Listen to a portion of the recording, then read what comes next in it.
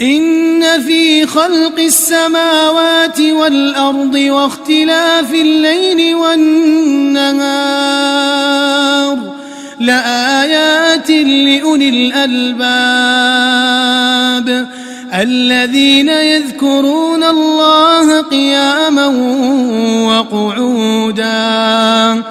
الذين يذكرون الله قياما وقعودا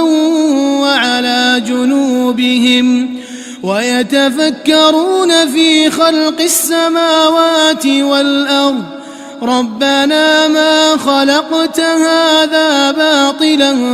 سبحانك فقنا عذاب النار ربنا إنك من تدخل النار فقد أخزيته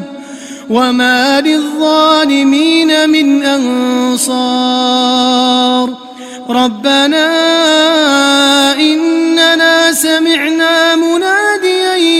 ينادي للإيمان أن آمنوا بربكم فآمنا ربنا فاغفر لنا ذنوبنا وكفر عنا سيئاتنا وتوفنا مع الأبرار ربنا وآتنا ما وعدتنا على رسلك ولا تخزنا يوم القيامة إنك لا تخلف الميعاد فاستجاب لهم ربهم أني لا أضيع عمل عامل منكم من ذكر أو أنثى بعضكم من بعض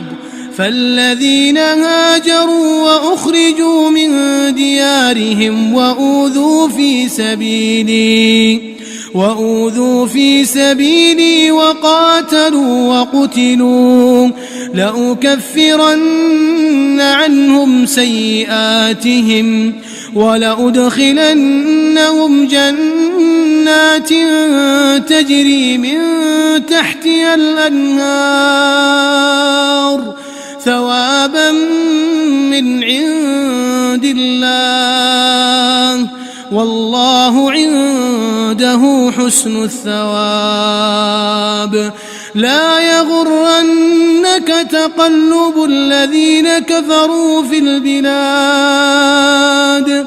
متاع قليل ثم مأواهم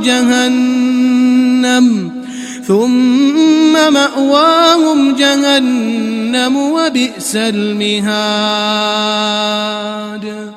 لا يغرنك تقلب الذين كفروا في البلاد متاع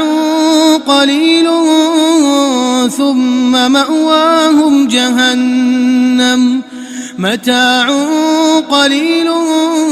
ثم مأواهم جهنم وبئس المهاد لكن الذين اتقوا ربهم لهم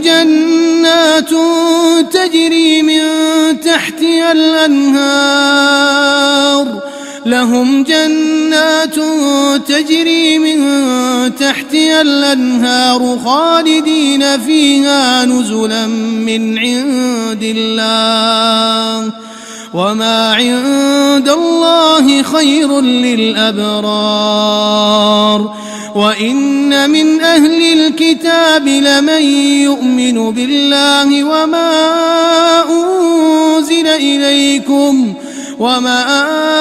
أنزل إليهم خاشعين لله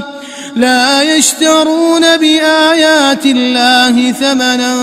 قليلا أولئك لهم أجرهم عند ربهم إن الله سريع الحساب